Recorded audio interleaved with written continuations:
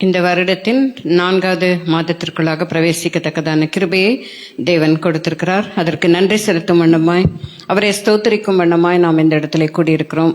கர்த்தர் நம் ஒவ்வொருவரையும் ஆசீர்வதித்து இங்கு வந்த நோக்கத்தை அவர் நிறைவேற்றி நாம் அதற்கு ஒத்துழைத்து இந்த இடத்தை விட்டு போகும்படியாய் கர்த்தர் கிருபை செய்வாராக.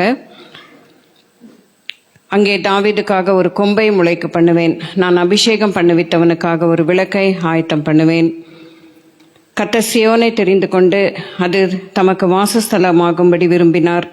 இது என்றென்றைக்கும் நான் தங்கும் இடம், இதை நான் விரும்பினபடியினால் இங்கே வாசம் பண்ணுவேன். நாம் கண்களை மூடி நம்மை முற்றிலுமாய் கர்த்தருடைய சமூகத்திலே நாம் ஒப்பு கொடுப்போம். அவர் இந்த இடத்திலே தங்க விரும்பினபடியினாலே அவர் இங்கு வாசம் பண்ணி கொண்டிருக்கிறார். ஆகவே அவர் விரும்பாத காரியங்கள் ஏதாவது இருக்குமானால் அவர் இங்கு வாசம் பண்ண அவர் விரும்ப மாட்டார்.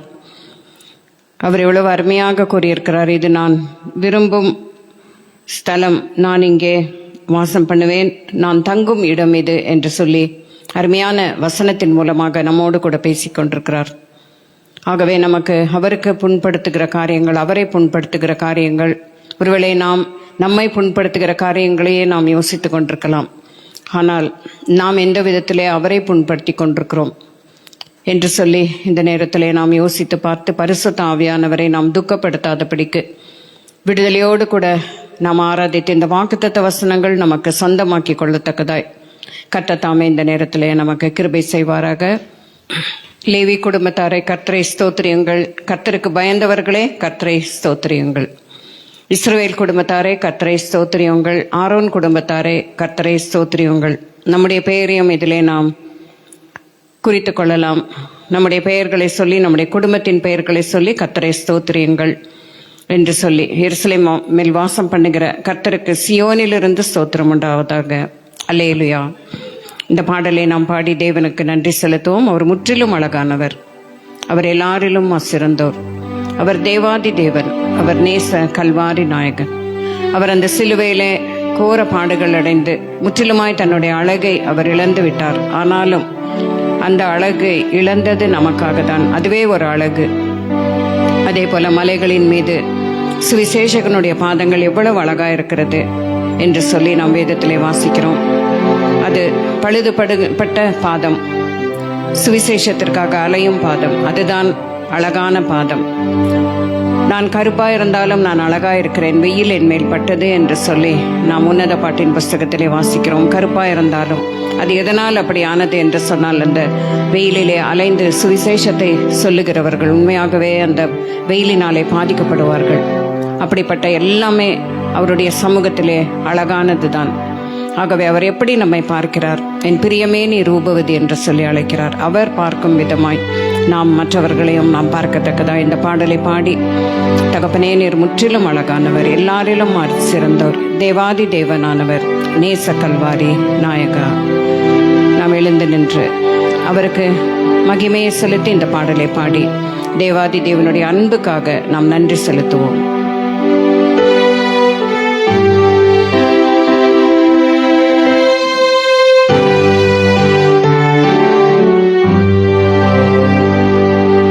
முற்றிலும் அழகானவர்,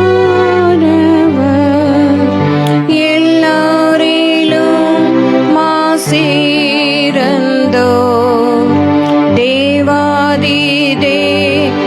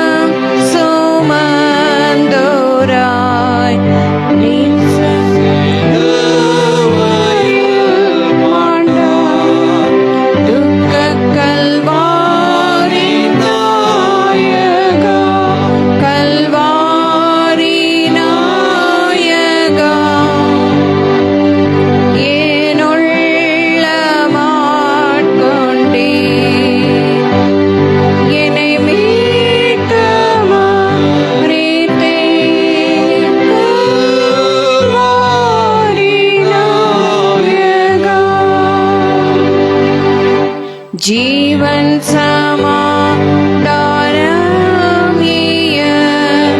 சீரையுற்றோரின் மீட்புக்காய் இரத்தமாம் ஊற்றை திறந்தார். கல்வாரி நாயகா, கல்வாரி நாயகா. தேவனே, என்னுடைய உள்ளத்தை ஆட்கொண்டவரே, உமக்கு நான் நன்றி செலுத்துகிறேன் அப்பா. உம்மை ஸ்தோத்திரிக்கிறேன். என்னை மீட்க மரித்தவரே, உமக்கு நான் நன்றி செலுத்துகிறேன் அப்பா. ஸ்தோத்திரம், ஸ்தோத்திரம்,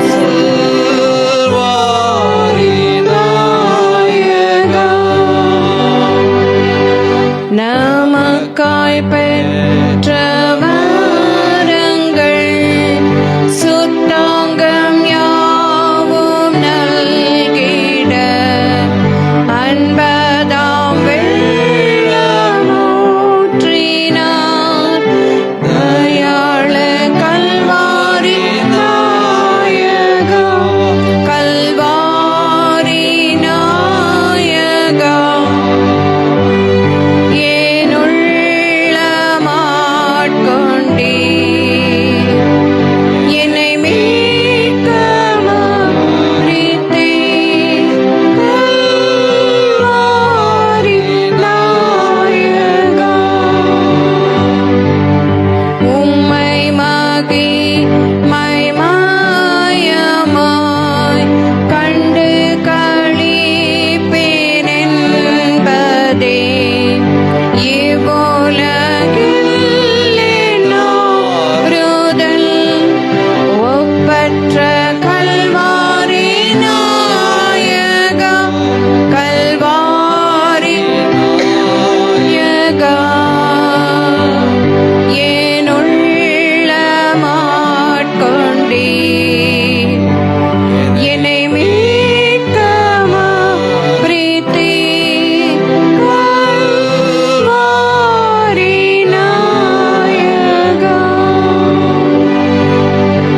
தகப்பனே, உம்மை நான் ஒரு நாள் கண்டு கழிக்கப் போகிறேன் என்பதே இந்த உலகத்திலே எனக்கு ஆறுதல் என்று சொல்லி இந்த பாடலை எழுதியவர் அப்படியாக எழுதியிருக்கிறார். நம்முடைய வாழ்க்கையிலே கூட நாம் வாழ்வதெல்லாம் ஒரே ஒரு நோக்கத்திற்காக தான். அந்த நித்திய ஜீவனை நான் பெற்றுக்கொள்ளப் போகிறேன். இங்கு வருவதும் இங்கு வந்து உட்கார்ந்திருப்பதும் ஒரு நாளும் அது வீணாக போகாது. அவருக்காய் நாம் செய்யும் எல்லா செயல்களும் அது கணக்கிலே எழுதி வைக்கப்படும்.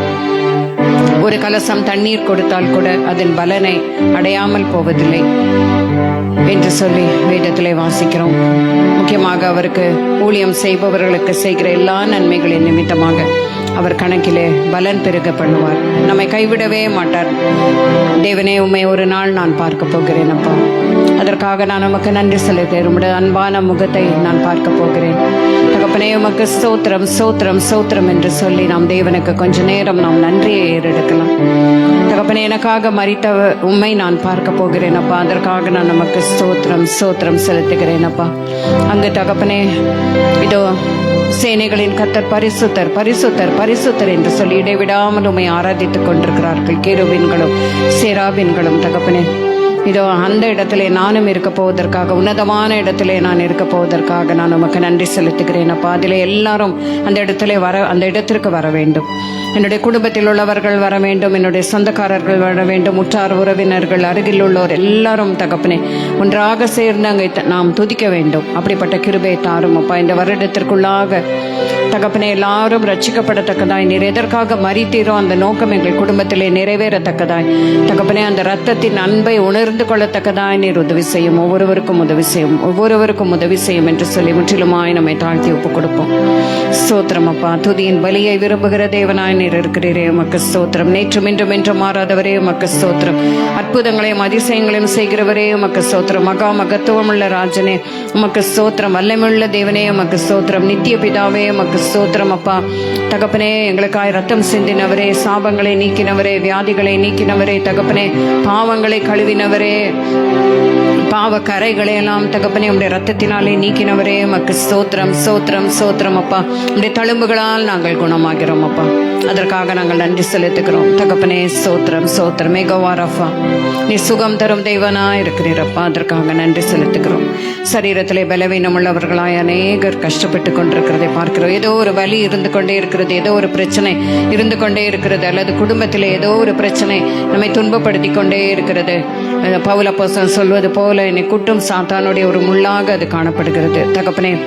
ராஜா, அதை நீக்காவிட்டாலும் அல்லது நீக்கினாலும் கூட தகப்பனே ராஜா, இதோ உடைய ரத்தத்தினாலே ஒரு விடுதலையை எங்களுக்கு கொடுத்திருக்கிறீர். ஹல்லேலூயா. கரங்களை உயர்த்தி தேவனுக்கு நாம் நன்றி செலுத்தலாம், நன்றி செலுத்தலாம். ஸ்தோத்திரம் ஸ்தோத்திரம் ஸ்தோத்திரம். ஹல்லேலூயா. உமக்கு ஸ்தோத்திரம். உடைய கிருபையின் தேவன், இரக்கத்தின் தேவன் உமக்கு நன்றி செலுத்துகிறோம். உடைய ரத்தத்திற்காய் நன்றி. உடைய தகப்பனே எல்லா காயங்களுக்கும், எனக்காய்ப்பட்ட காயங்களுக்காய் நன்றி அப்பா. ஸ்தோத்திரம் ஸ்தோத்திரம். அடிகளுக்காய் வதைகளுக்காய் நான் நன்றி செலுத்துகிறேன். எனக்காய் மரித்து உயிர் தெழுந்ததற்காய் நன்றி செலுத்துகிறேன். அந்த உயிர் தெளிதின் வல்லமையின் சரீரத்தில் இருக்கிறதப்பா. ஒவ்வொரு உறுப்பையும் புதுப்பிக்க வல்லமுள்ள தேவனே உமக்கு நன்றி அப்பா, நன்றி அப்பா, நன்றி அப்பா. செத்து போனது, இது முடிந்து விட்டது, இது உடைந்து விட்டது என்று நாங்கள் நினைக்கும் பொழுதெல்லாம் தகப்பனே உருவாக்குகிற உம்முடைய கிருபைக்காய் உமக்கு ஸ்தோத்திரம் ஸ்தோத்திரம் ஸ்தோத்திரம் ஸ்தோத்திரம். உம்முடைய கிருபைக்காய் ஸ்தோத்திரம். நன்றி அப்பா, நன்றி நன்றி நன்றி. எங்களுக்காய் எல்லாவற்றையும் நீர் சிலுவையிலே செய்து முடித்தீர். கர்த்தர் எனக்காக யாவையும் செய்து முடிப்பார். கர்த்தாவே, உம்முடைய கிருபை என்றைக்கும் உள்ளது. உம்முடைய கரத்தின் கிரியைகளை நெகிழ விடாமல் இருப்பீராக. தேவனே, என்னை ஆசீர்வதியும், எல்லையே பெரிதாக்கும். உடைய வலது கரம் என்னோடு இருந்து தீங்கு என்னை துக்கப்படுத்தாதபடி பாதுகாத்துக்கொள்ளும். ஆம் தகப்பனே, ஸ்தோத்திரம். எங்கள் ஜெபத்தை கேட்பவர், எங்கள் ஜெபத்தை தள்ளாதவர், உமக்கு நன்றி நன்றி நன்றி தகப்பனே. கரங்களை தட்டி இந்த தேவாதி தேவனை நாம் மகிமைப்படுத்தலாம். ரெண்டு கரங்களையும் கூப்பி நம்முடைய தலைகளை வணங்கி தாழ்மையோடு கூட அவருக்கு நம்முடைய ஸ்தோத்திரங்களையும் துதி பலிகளையும் நாம் செலுத்துவோம். ஸ்தோத்திரம் ஸ்தோத்திரம்.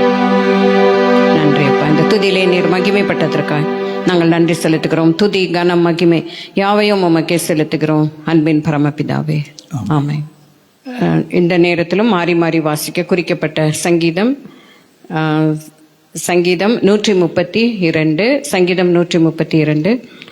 இந்த சங்கீதத்தை நாம் மாறி மாறி வாசிப்போம். பிரதர் எட்வர்ட் அவர்கள் வந்து இந்த சங்கீதத்தை வாசிப்பதற்கு உதவி செய்யும்படியாக கேட்கிறேன். சங்கீதம் 132. சங்கீதம் 132.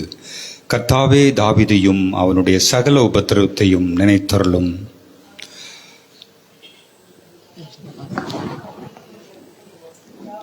வல்லவருக்கு காணப்படும். என் வீடாகிய கூடாரத்தில் பிரவேசிப்பதும் இல்லை, என் படுக்கையாகிய கட்டிலின் மேல் ஏறுவதும் இல்லை. என் கண்களுக்கு நித்திரையும் என் இமைகளுக்கு உறக்கத்தையும் வரவிடுவதும் இல்லை என்று கர்த்தருக்கு ஆணையிட்டு யாக்கோபின் வல்லவருக்கு பொருத்தனை பண்ணினான். இதோ நாமை பிராத்தவர்களே அதன் செய்கை கேட்டு வனத்தின் வெளிகளில் அதை கண்டோம்.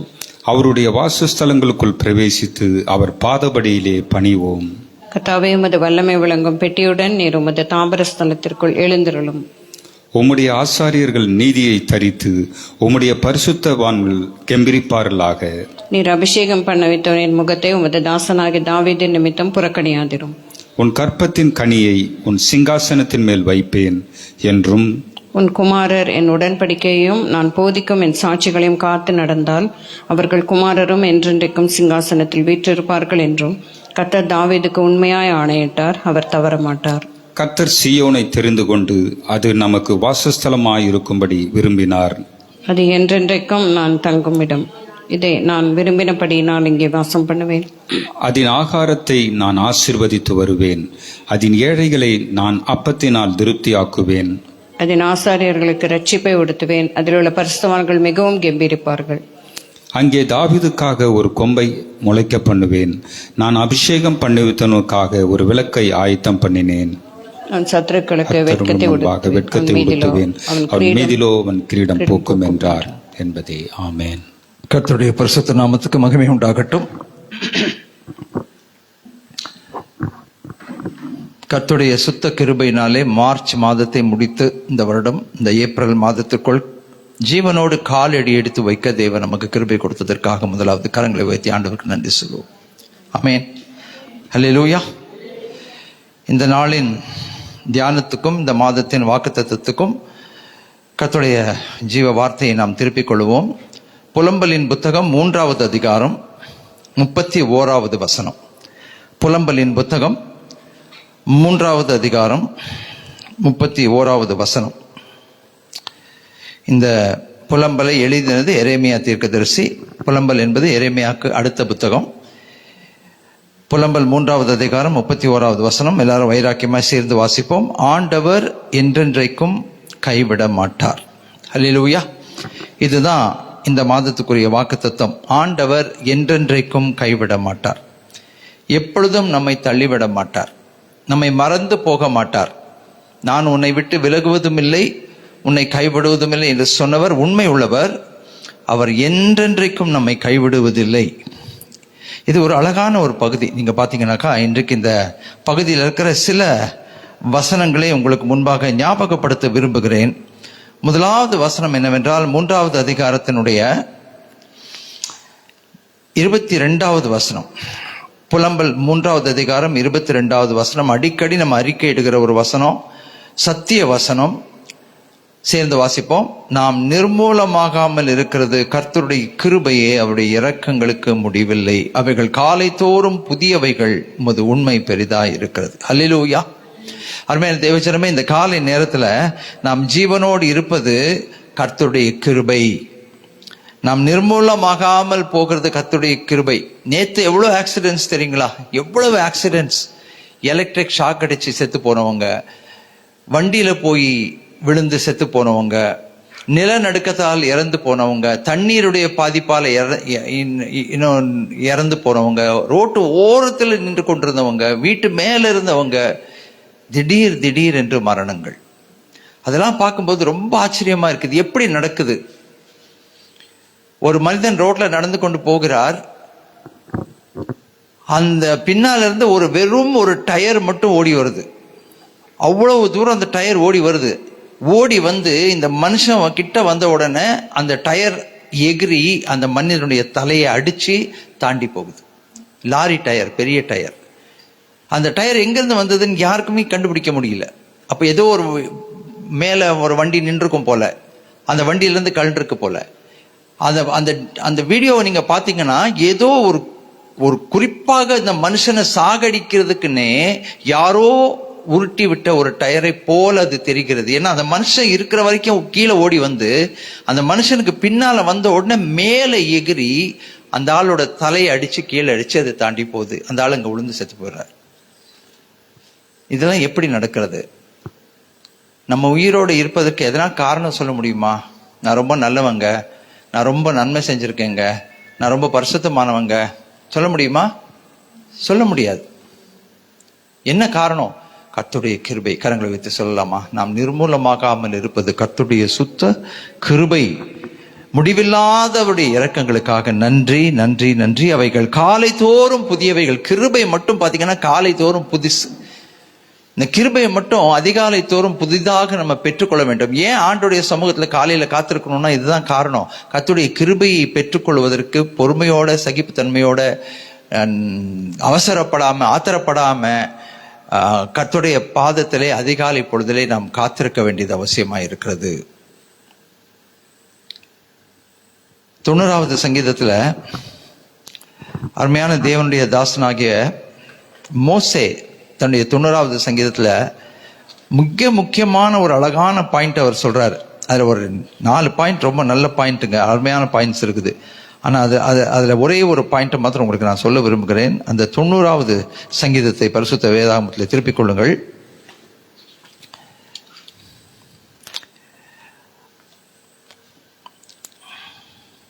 பதினான்காவது வசனம். நாங்கள் எங்கள் வாழ்நாள் எல்லாம் களி கூர்ந்து மகிழும்படி காலையிலே எங்களை உமது கிருபையால் திருப்தியாக்கும். அல்லேலூயா.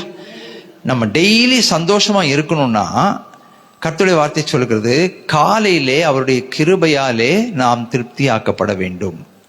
கிருபை எப்படி கிடைக்கும்? அவருடைய பாதத்திலே காத்திருப்பதினாலே கிடைக்கும். அதை தான் இங்க அதே சத்தியத்தை தான் எரேமியா தீர்க்கதரிசி புலம்பல்ல எழுதுகிறார். அந்த கிருபை காலை தோறும் புதிதா இருக்கிறது. அப்போ என்னதான் வேலை இருந்தாலும் சரி, என்ன அவசரமா இருந்தாலும் சரி, உடம்பு சரியில்லாம போனாலும் சரி, காலையில அவருடைய பாதத்திலே காத்திருக்கிற அந்த அனுபவத்தை விட்டுறக்கூடாதுங்க. நிறைய பேருக்கு காலை ஜெபம்ன்றது ஒரு கடமை. ஏதோ ஒன்று முழங்கால் படி போட்டோம், எதையோ ஒன்று சொன்னோம், எதையோ ஒன்று வாசித்தோம், ஓடி போனோம் வேலைக்கு. இப்படிதான் நிறைய கிறிஸ்தவர்கள் இருக்கிறார்கள். இல்லைன்னா அசதி, சோர்வு, தூக்கம், ஏதாவது ஒன்று அந்த காலை ஜெபத்தினுடைய நேரத்தை திருடிக் கொள்ளுகிறது.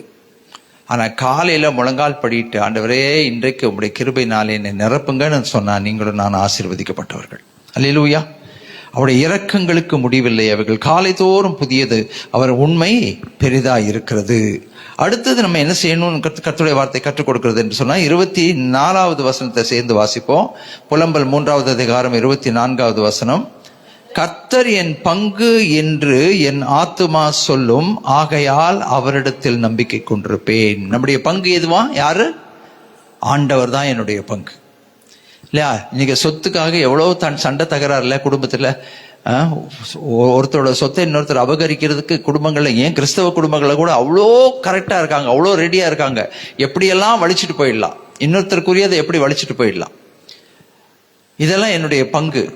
உரிமை கோருகிறார்கள், இது என்னுடைய பங்கு, இந்த பங்கு எனக்கு வர்றது எனக்கு தரணும். நீ அருமையான தேவஜனமே, நாம என்ன சொல்லணுமா? சொல்லுங்கள் என்று கர்த்தருடைய வார்த்தை சொல்லுகிறது. கர்த்தர் என் பங்கு என்று என் ஆத்துமா சொல்லும். ஹல்லேலூயா. அவரை விட ஒரு பெரிய பங்கு இந்த உலகத்தில் இருக்க முடியாது. அவர் என்னுடைய பங்கா இருந்தா எல்லாவற்றையும் எனக்காக அவர் செய்து முடிப்பார். எனக்கு வர வேண்டிய எல்லாவற்றையும் கட்டவிழ்ப்பார். ஒருத்தரும் நமக்கு வர வேண்டியதை தூக்கிட்டு போக முடியாது, யாரும் அதை பறிச்சுட்டு போக முடியாது, அபகரிக்க முடியாது. இந்த காலை நேரத்திலே அந்த சத்தியத்தை உறுதிப்படுத்திக் கொள்வோம். கர்த்தர் என்று என் பங்குன்னு நம்ம சொல்லணும். கரங்களை வைத்து சொல்லலாமா? இப்ப ஏன் இது நான் உங்களை சொல்ல வைக்கிறேன்னா, இனிமே நீங்க இதை சொல்லணும். ரோட்ல கையை உயர்த்தி சொல்லுங்க, கர்த்தர் என் பங்கு. வீட்டுல கையை உயர்த்தி சொல்லுங்க, கர்த்தர் என் பங்கு. எங்கெல்லாம் ஞாபகம் வருதோ கரங்களை உயர்த்தி வெக்கப்படாம சொல்லுங்க, கர்த்தர் என் பங்கு, அவர் என்னுடைய பங்காயிருக்கிறார். ஹல்லேலூயா. அடுத்தது என்ன சொல்றாருன்னா, ஆகையால் அவரிடத்தில் நம்பிக்கை கொண்டிருப்பேன், தமக்கு காத்திருக்கிறவர்களுக்கும் தம்மை தேடுகிற ஆத்மாவுக்கும் கர்த்தர் நல்லவர். அவருக்காக காத்திருக்கிறார், அவருடைய ரட்சிப்புக்காக காத்திருக்கிறார். அது பின்னால வருது. கர்த்தருடைய ரட்சிப்புக்கு நம்பிக்கையோடு காத்திருக்கிறது நல்லது. வருமா வராதா, நடக்குமா நடக்காதா, கிடைக்குமா கிடைக்காதா, போராடி கொண்டிருக்கிறோம் வாழ்க்கையில. பயங்கள், கலக்கங்கள் நடக்காம போயிடுச்சுன்னா, கிடைக்காம போயிடுச்சுன்னா, வராம போயிடுச்சுன்னா, ஆனா கர்த்தருடைய வார்த்தை இந்த காலை நேரத்தில் நம்ம உறுதியாய் அது பலப்படுத்துகிறது. தமக்கு காத்திருக்கிறவர்களுக்கும் தம்மை தேடுகிற ஆத்மாவுக்கும் கர்த்தர் நல்லவர். கர்த்தருடைய ரட்சிப்புக்கு நம்பிக்கையோடு காத்திருக்கிறது நல்லது. ஆண்டவர்கிட்ட சொல்லுவோம், எனக்கு சோர்வு இருக்கு ஆண்டவரே, சில நேரத்தை என் மனசு இளைக்கரித்து போகிறது, விட்டுறலாமான்னு தோணுது, ஏண்டா வாழ்றோன்னு தோணுது. ஆனா இல்ல ஆண்டவரே, நீங்க வார்த்தை கொடுத்ததை நிறைவேற்றுவீங்க, உங்களுடைய ரட்சிப்புக்கு நான் காத்திருக்கிறேன் சுவாமி.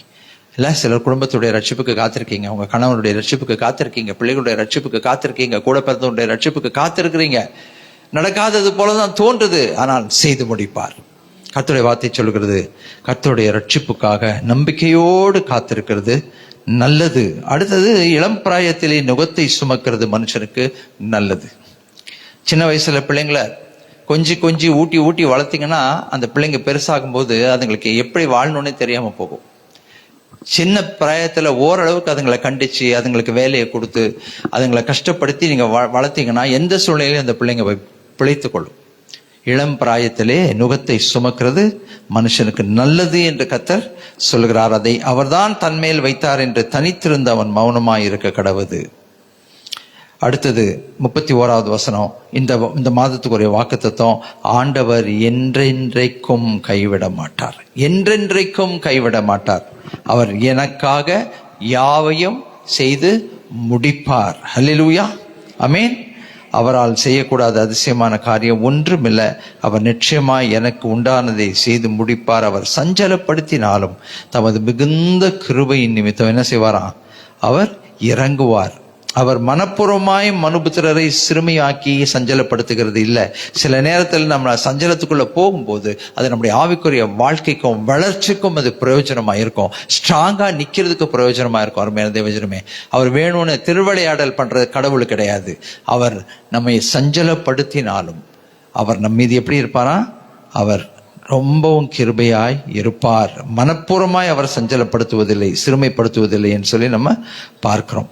அதனால கண்டிப்பா கர்த்தருடைய வார்த்தையை நாம் விசுவாசிப்போம். இந்த காலை நேரத்துல இந்த வார்த்தையின்படியே கர்த்தர் நமக்கு நன்மையானதை செய்து முடிப்பார்.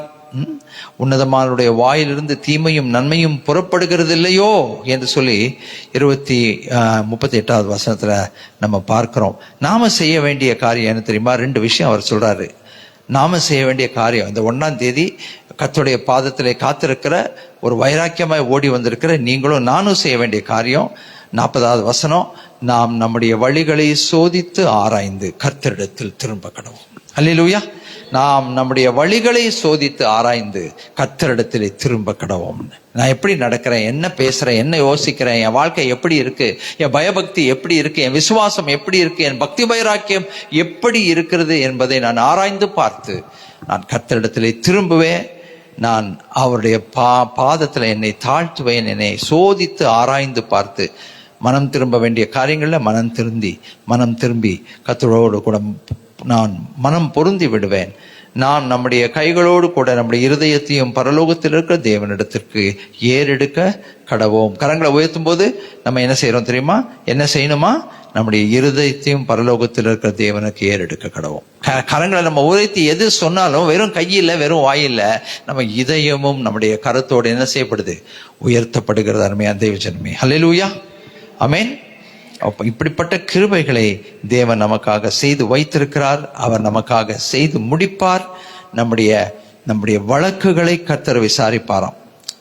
58வது வசனம் சொல்லுகிறது, ஆண்டவரே, என் ஆத்துமாவின் வழக்கை நடத்தினீர், என் பிராணனை மீட்டு கொண்டீர். என்னுடைய வழக்கு யார்கிட்ட இருக்கு? என் தேவனிடத்தில் இருக்கிறது. அவர் எனக்காக வழக்காடுவார், அவர் எனக்காக யுத்தம் செய்வார், அவர் எனக்காக ஜெயத்தை சம்பாதித்து தருவார். ஆமென், அல்லேலூயா. கர்த்தர் நம்மோடு கூட இருந்தால் போதும், அவருடைய கிருபைகள் இருந்தால் போதும், அவருடைய இரக்கம் இருந்தால் போதும், அவருடைய தயவு இருந்தால் போதும். நமக்கு விரோதமாய் எது இருந்தாலும் அதை அவர் பார்த்து கொள்வார். அவர் ஏற்ற காலத்தில் ஏற்ற காரியங்களை செய்து முடிப்பார். ஆமென்.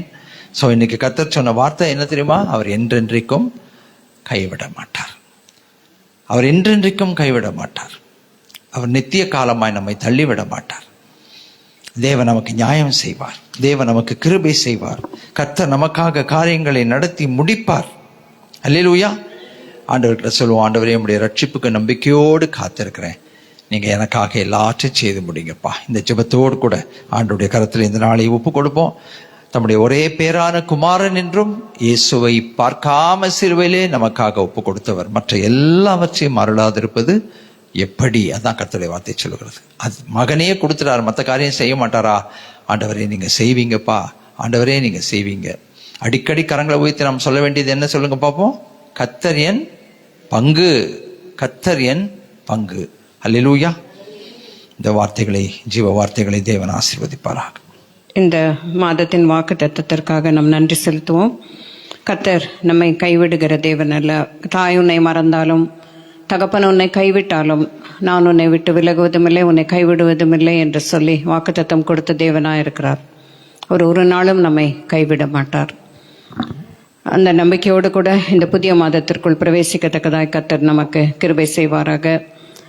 அன்பின் பரமபிதாவே, இந்த அருமையான நேரத்திற்காக நாங்கள் நன்றி செலுத்துகிறோம் அப்பா. இப்பொழுதும் நாங்கள் கேட்ட வண்ணமாக நீர் கொடுத்த எல்லா வாக்குத்தத்த வசனங்களுக்காக நாங்கள் உமக்கு ஸ்தோத்திரங்களை ஏறெடுக்கிறோம். உம்முடைய கிருபை காலைதோறும் புதியதாக இருக்கிறது. அந்த கிருபையை நாங்கள் துதித்து பெற்றுக்கொள்ளத்தக்கதாய் தாழ்த்தி எங்களை ஒப்பு கொடுக்கிறோம். நீர் எங்களுடைய பங்காக இருக்கிறபடினால் உமக்கு ஸ்தோத்திரம். உம்மீது நாங்கள் நம்பிக்கை கொண்டிருக்கும் பொழுது அது உண்மையாகவே வெட்கத்திற்கு உட்படுத்தாது தகப்பனே. அதற்காக உமக்கு நன்றி. நீ நல்லவராக இருக்கிறீர் அப்பா. உமக்கு காத்திருக்கிறவர்களுக்கு, தேடுகிறவர்களுக்கும் நல்லவராக நீர் காணப்படுகிறீர். அதற்காக நான் உமக்கு நன்றி செலுத்துகிறோம். உம்முடைய ரட்சிப்புக்கு நம்பிக்கையோடு நாங்கள் காத்திருக்க உதவி செய்யும். நம்பிக்கை விட்டு விடாதபடி தகப்பனே, இங்கு அநேக நேரங்களிலே நாங்கள் குடும்ப ரட்சிப்புக்காக ஜெபிக்கும் பொழுது அவர்கள் ரட்சிக்கப்படுவார்களா என்று சொல்லி நாங்கள் சந்தேகப்படுகிறோம் அப்பா. ஆனால் நம்பிக்கையோடு நாங்கள் காத்திருக்கத்தக்கதான கிருபையை நீ தர வேண்டுமாய் நாங்கள் கேட்கிறோம் அப்பா. இளம் பிராயத்திலே கஷ்டப்பட்டவர்களுக்காக நாங்கள் உமக்கு நன்றி செலுத்துகிறோம். ஒருவேளை பிள்ளைகள் கஷ்டப்பட்டு கொண்டிருந்தார்கள், ஆனால் தகப்பனே அவர்களுக்காக நாங்கள் நன்றி செலுத்துகிறோம். தகப்பனே, நீர் கொடுத்த எல்லா கிருபைகளுக்காக உமக்கு ஸ்தோத்திரம். அவர்களுக்கு அந்த கஷ்டங்களை மாற்றுவதற்கு நீர் வல்லமை உள்ள தேவன் தேவனாக இருக்கிறீர். எங்களுடைய பாடுகளையும் கஷ்டங்களையும் தகப்பனே நாங்கள் அதை மாற்றி போடுவதற்கு நீர் வல்லமையுள்ள தேவனாக இருக்கிறீர் தகப்பனே. உண்மையாகவே உம்மீது நாங்கள் நம்பிக்கை கொண்டு உம்முடைய கட்டளைகளின்படி நாங்கள் நடக்கும் பொழுது தகப்பனே நீர் எங்களுக்கு நன்மை செய்கிற தேவனாக நீர் காணப்படுகிறீரப்பா. அதற்காக நாங்கள் உமக்கு நன்றியோடு துதி ஸ்தோத்திரங்களை நாங்கள் ஏறெடுக்கிறோம். எங்களை தாழ்த்தி ஒப்புக் கொடுக்கிறோம். உம்மீது நாங்கள் அன்பு செலுத்தி உம்முடைய கட்டளைகளுக்கு நாங்கள் தொடர்ந்து கீழ்ப்படிந்து தகப்பனே ஒரு கொடியாக செடியோடு இணைந்த அந்த கொடியாய் நாங்கள் வாழ்வதற்கு, கனி கொடுக்கும் வாழ்க்கை வாழ்வதற்கு எங்களுக்கு உதவி செய்ய வேண்டுமாய் மீட்பரும் இரட்சகருமா இருக்கிற இயேசு கிறிஸ்துவின் நாமத்தினாலே கேட்டுக்கொள்கிறோம் அன்பின் பரமபிதாவே, ஆமென். நம்ம அப்படியே கண்களை மூடி இந்த திருவிருந்திலே ராபோஜனத்திலே பங்கு கொள்ள நம்முடைய இருதயங்களை நாம் ஆயத்தப்படுத்திக் கொள்வோம். ஏற்கனவே நம்முடைய இருதயத்தை ஆயத்தப்படுத்தி நாம் இந்த இடத்திற்கு வந்திருப்போம். ஆனாலும் மறுபடியும் ஒரு முறை கூட நாம் இந்த நேரத்தில் இதில் பங்கு கொள்வதற்கு முன்பாக நாமே ஆயத்தப்படுத்திக் கொள்வோம்.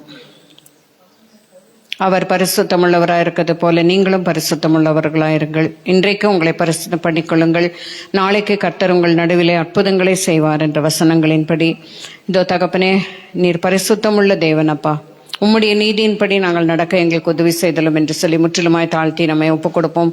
நம்முடைய குறைகள் குற்றங்கள் மீறுதல்களை தகப்பனே மன்னித்துக் கொள்ளும் என்று சொல்லி கேட்போம். நாங்கள் தகப்பனே ஸ்தோத்திரமப்பா, மறுபடியும் செய்து கொண்டு வருகிற பாவங்கள், துணிகரமான பாவங்கள், வேண்டுமென்றே செய்கிற பாவங்கள், எங்கள் பலவீனத்தின் நிமித்தம் நாங்கள் இதை செய்து கொண்டிருக்கிறோம் என்று சொல்லி செய்து கொண்டு வருகிற பாவங்களிலிருந்து எங்களுக்கு விடுதலை கொடுப்பதற்கு உம்முடைய ரத்தம் இருக்கிறதப்பா, உம்முடைய காயங்கள் இருக்கிறதப்பா. ஸ்தோத்திரம் ஸ்தோத்திரம். அந்த நாளே எங்களுக்கு விடுதலை கொடுக்க முடியும் அப்பா. மாம்சம் ஆளாதபடிக்கு தகப்பனே நாங்கள் எங்களை காத்துக்கொண்டு தகப்பனே இந்த வசனங்கள் எங்களிலே ஆவியின் பிரமாணம் எங்களை ஆளத்தக்கதாக எங்களை ஒப்புக் கொடுக்கிறோம் அப்பா என்று சொல்லி முற்றிலுமாய் தாழ்த்தி அவருடைய கரத்திலே நாம் இந்த நேரத்திலே ஒப்புக் கொடுப்போம். ஸ்தோத்திரம் அப்பா. அபாத்திரமாய் இந்த திருப்பந்தியிலே நாம் பங்கு பெற்றோமானால் அதனாலே அநேக தீமைகள் வரும், வியாதிகள் வரும், மரணம் கூட நேரிடலாம் என்று சொல்லி நாம் வாசிக்கிறோம். ஆகவே இந்த நேரத்திலே தகப்பனே அபாத்திரமாக நாங்கள் எடுக்காதபடி மிக பயபக்தியோடு கூட உம்முடைய அன்பை நினைத்து அந்த அன்புக்காக நாங்கள் உமக்கு கீழ்ப்படிவோம் என்று சொல்லி நம்மை முற்றிலுமாய் ஒப்புக் கொடுத்து இந்த திருவிருந்திலே பங்கு கொள்ளத்தக்கதாக கர்த்தர் தாமே கிருபை செய்வாராக. இந்த பந்தியில எடுப்பதற்கு ஆயத்தமாய் வந்திருப்பவர்கள் எழுந்து நிற்கும்படியாக கேட்கிறேன். முன்பாக வர முடிந்தவர்கள் நீங்கள் வரலாம். அல்ல உங்களுக்கு வர முடியவில்லை, நடக்க முடியவில்லை என்று சொன்னால் நாங்கள் அங்கே வந்து கொடுப்போம். வர முடிந்தவர்கள் இங்கு வந்து இந்த திருப்பந்தியிலே பங்கெடுத்துக் கொள்ளும்படியாக நாங்கள் கேட்கிறோம். ஸ்தோத்திரம். இயேசு தாமே காட்டி கொடுக்கப்பட்ட அன்று ராத்திரியிலே அப்பத்தை எடுத்து ஸ்தோத்திரம் பண்ணி அதை பிட்டு சீஷர்கள் கொடுத்து அவர் சொன்னதாவது, இதை வாங்கி புசியுங்கள், இது உங்களுக்காக பிற்கப்படுகிற என்னுடைய சரீரமாக இருக்கிறது, இதிலே நீங்கள் பங்கு கொள்ளும் பொழுதெல்லாம் என்னை நினைவு கூறும்படி இதை செய்யுங்கள் என்று சொல்லி அவர் திருவுளம் பற்றினார். அந்தபடியே அவர்கள் போஜனம் பண்ணின பின்பு இயேசு கிறிஸ்து பாத்திரத்தையும் எடுத்து ஸ்தோத்திரம் பண்ணி அதை அவர்களுக்கு கொடுத்து, நீங்கள் இதிலே பானம் பண்ணுங்கள், இது உங்களுக்காகவும் அநேகருக்காகவும் சிந்தப்படுகிற என்னுடைய புதிய உடன்படிக்கைக்குரிய திரு ரத்தமாய் இருக்கிறது, இதை நீங்கள் ஏற்றுக்கொள்ளும் போதெல்லாம் என்னை நினைவு கூறும்படி இப்படி செய்யுங்கள் என்று திருவுளம் பற்றினார். இது உங்களுக்காக கல்வாரி சிலுவையிலே பெற்கப்பட்ட ஆண்டவராகிய இயேசு கிறிஸ்துவின் பரிசுத்த திரு சரீரமும் ஊற்றி கொடுக்கப்பட்ட அவருடைய பரிசுத்த திரு ரத்தமுமாய் இருக்கிறது. இது அவருடைய அன்பின் அடையாளமாய் இருக்கிறது. நம்முடைய கர்த்தராகிய இயேசு கிறிஸ்துவை நினைவு கூறும்படி இதை செய்யுங்கள் என்று சொல்லி அவர் சொன்னதினாலே எப்பொழுதும் அவருடைய அன்பை நாம் நினைவு கூர்ந்து அவரை நினைத்துக் கொள்வோம். அவர் எப்பொழுதுமே நம் மீது நினைவாய் இருக்கிறார். நாம் அவர் மீது நினைவாயிருந்து கர்த்தாவே உம்முடைய அன்புக்காக நாங்கள் ஸ்தோத்திரம் செலுத்துகிறோம் என்று சொல்லி எப்பொழுதுமே அவரை நாம் துதித்துக் கொண்டிருப்போம். இப்பொழுதும் அவருடைய பாடு மரணங்களின் நினைவாக நாம் இதை எடுத்திருக்கிறோம். அவரது உயிர்த்தெழுதலின் வல்லமையிலும் நாம் நிறைந்திருக்கும்படியாய் இது நமக்கு உதவியாக இருக்கும் என்ற நம்பிக்கையோடு கூட நாம் கர்த்தருக்கு நன்றி செலுத்தலாம். கரங்களை உயர்த்தி நம்மளுடைய தேவாதி தேவனுக்கு நாம் நன்றி செலுத்துவோம். ஸ்தோத்திரம் தகப்பனே, ஸ்தோத்திரம் அப்பா, ஸ்தோத்திரம். இந்த கிருபைக்காய் ஸ்தோத்திரம். இதில் பங்கு கொள்ள கிருபை செய்த உடைய தயவுக்காக நாங்கள் நன்றி செலுத்துகிறோம். தொடர்ந்து ஆசீர்வதியும் எல்லா விதத்திலும் நீர் எங்களுக்கு போதுமானவராக இருக்க வேண்டுமா கேட்கிறோம் அப்பா. உடைய அன்புக்காக, இரக்கத்திற்காக, எல்லாவற்றுக்காக மறுபடியுமாய் நாங்கள் ஸ்தோத்திரங்களை ஏறெடுத்துக்கொண்டே இருக்க, அதை மறக்காதபடிக்கு நினைவு கூர்ந்து கொண்டே இருக்கத்தக்கதாய் உதவி செய்தலும். ஸ்தோத்திரம் ஸ்தோத்திரம் ஸ்தோத்திரம் தகப்பனை. தொடர்ந்து நாங்கள் சபைக்காக வருகிறோம் அப்பா. சபையின் தேவைகள் எல்லாவற்றையும் நீர் அறிந்திருக்கிறீர், நீர் சந்தித்து கொண்டு வருகிறீர். அதற்காக உமக்கு நாங்கள் நன்றி செலுத்துகிறோம். பலவீனமாக இருக்கிற எல்லாரையும் இந்த அருமையான நேரத்திலே நாங்கள் நினைவு கூறுகிறோம் அப்பா. கிளெமெண்ட் ஜெயக்குமார் அவர்களுக்கு பரிபூர்ணமான சுகத்தை நீர் கொடுத்து காத்துக்கொள்ளும் அப்பா. உம்முடைய கிருபை அவர்களோடு இருக்க வேண்டுமா கேட்கிறோம். அநேக இடங்களிலே பூகம்பங்கள், இந்த மியான்மார் என்ற இடத்திலே தகப்பனே பூகம்பம், மற்றபடி நாங்கள் கேள்விப்படுகிறபடி இன்னும் பல இடங்களிலே தகப்பனே பூகம்பங்கள் ஏற்பட்டு திடீரென்று உயிர் சேதங்கள், எதிர்பாராத நேரங்களிலே உயிர் சேதங்கள் அப்பா. இப்படிப்பட்ட காரியங்கள் எல்லாம் நடந்து கொண்டிருக்கிறது. அந்த மக்களை இந்த நேரத்திலே நாங்கள் நினைவு கூறுகிறோம் தகப்பனே. அவர்களுடைய துக்கத்திலே நாங்கள் பங்கு பெறும்படியாய் எங்களுக்கு கிருபை செய்து எங்களுக்கு உதவி செய்துள்ளோம். தமக்கு அருமையானவர்களை இழந்திருக்கும் பொழுது, தங்கள் உடைமைகளை அவர்கள் இழந்திருக்கும் பொழுது தகப்பனே, வீடுகளை இழந்திருக்கலாம் தகப்பனே. ராஜா, அநேகர் இந்த உலகத்தை விட்டே போயிருக்கிறார்கள் தகப்பனே. இப்படிப்பட்ட சூழ்நிலைகள் இருக்கும் அந்த நாட்களிலே நாங்கள் வாழ்ந்து கொண்டு வருகிறோம். கடைசி நாட்களிலே நாங்கள் தகப்பனே இப்படிப்பட்ட யுத்தங்களின் செய்தி, பஞ்சங்களின் செய்தி, பூமி அதிர்ச்சியின் செய்தி, இவைகள் எல்லாவற்றும் நாங்கள் கேள்விப்படுவோம் என்று சொல்லி வேதத்திலே பார்க்கிறோம். விரோதங்கள், பகைகள் இருக்கும் என்று சொல்லி நாங்கள் பார்க்கிறோம் அப்பா. ஆகவே நாங்கள் கடைசி நாட்களிலே வாழ்ந்து கொண்டு வருகிறோம். ஆகவே எப்பொழுது தகப்பனே உம்முடைய வருகை இருக்கும் அல்லது எங்களுடைய மரணம் இருக்கும் என்று சொல்லி எங்களுக்கே தெரியாது தகப்பனே. ஆனால் நாங்கள் எப்பொழுதும் விழித்து நாங்கள் ஜெபித்து கொண்டே இருக்கிறவர்களாய் இருக்க, நாங்கள் விழிப்புணர்வு உள்ளவர்களாய் இருக்கத்தக்கதாய் தகப்பனை விழித்திருக்கத்தக்கதான அந்த கிருபையை நீர் தர வேண்டுமா கேட்கிறோம் அப்பா. ஸ்தோத்திரிக்கிறோம், நன்றி செலுத்துகிறோம். அந்த ஒவ்வொருவருக்காக உமக்கு ஸ்தோத்திரம். அவர்களுடைய தகப்பனை தியாகத்திற்காக நாங்கள் நன்றி செலுத்துகிறோம். வர தடைப்பட்டவர்களையும் நாங்கள் நினைத்து இந்த நேரத்தில் ஜெபிக்கிறோம். ஆன்லைனில் கேட்டுக்கொண்டிருக்கிறவர்களுடைய தேவைகள் எல்லாம் சந்தித்து தகப்பனே அவர்கள் சுகத்தோடு, பலத்தோடு, ஆரோக்கியத்தோடு ஜீவிக்கத்தக்கதாய் கிருபை செய்தணும். நன்றி அப்பா, நன்றி நன்றி. ஸ்தோத்திரம் ஸ்தோத்திரம். இயேசு கிறிஸ்துவின் நாமத்தினாலே இந்த வேண்டுதல்களை கேட்டுக்கொள்கிறோம் அன்பின் பரம்பிதாவே, ஆமென். நம்ம எல்லாரும் இணைந்து சொல்லலாம். என் ஆத்துமாவே ஸ்தோத்ரி, என் முழு உளமையோட பரிசுத்த நாமத்தை ஸ்தோத்ரி. என் ஆத்துமாவே கர்த்தரை ஸ்தோத்ரி, அவர் செய்த சகல உபகாரங்களை மறவாதே. ஆமென். தேவ தயவுக்கும் கர்த்தருடைய அன்புக்கும் அவருடைய வல்லமைக்கும் அவருடைய வழிநடத்துதலுக்கும் உங்களை ஒப்பு கொடுத்து அனுப்புகிறோம். உலகத்திற்கு ஒளியாயிருங்கள், உலகத்துக்கு உப்பாயிருங்கள். உங்கள் நற்கிரியைகளை கண்டு பரலோகத்தில் இருக்கிற பிதாவை ஜனங்கள் மகிமைப்படுத்தும்படி உங்கள் வெளிச்சம் அவர்களுக்கு முன்பாக பிரகாசிக்க கடவுது. ஆமென்.